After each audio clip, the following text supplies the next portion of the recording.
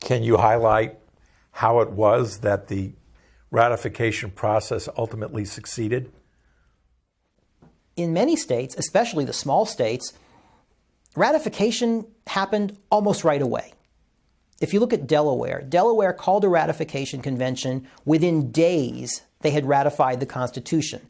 Why? Because many of the small states recognized they had gotten a very good deal in the Great Compromise. They had gotten a Senate that overrepresented small states.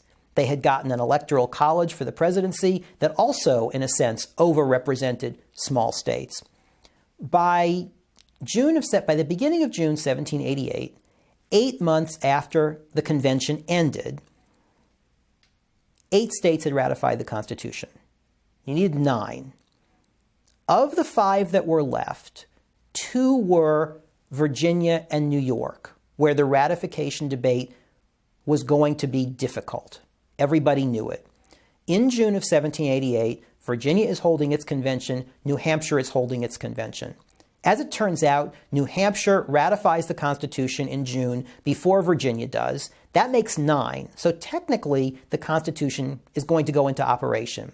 But really, without Virginia and New York, this Constitution can't truly operate. If you take Virginia or New York out of the Union, you will have taken out not just one of the largest states, but also a state whose territory basically separates everything north of it from everything south of it.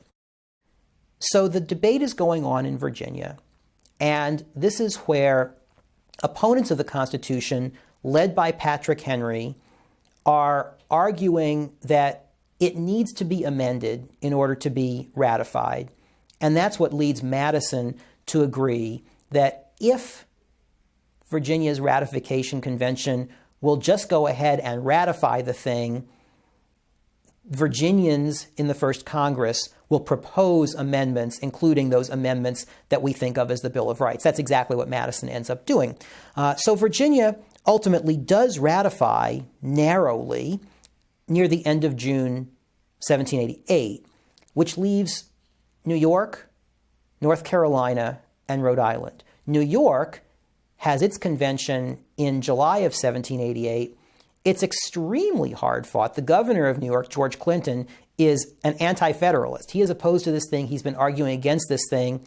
And it looks as though the Constitution is not going to get ratified in New York. Ultimately, the ratification convention passes it by a margin of 30 to 27, almost as narrow as you can get. And it is largely because some of the anti-federalists simply abstain from voting. They recognize that 9 states have already passed it and that it's going to go into operation. The last 2 states, North Carolina and Rhode Island, take even longer. By the time North Carolina ratifies in 1789, George Washington's already president.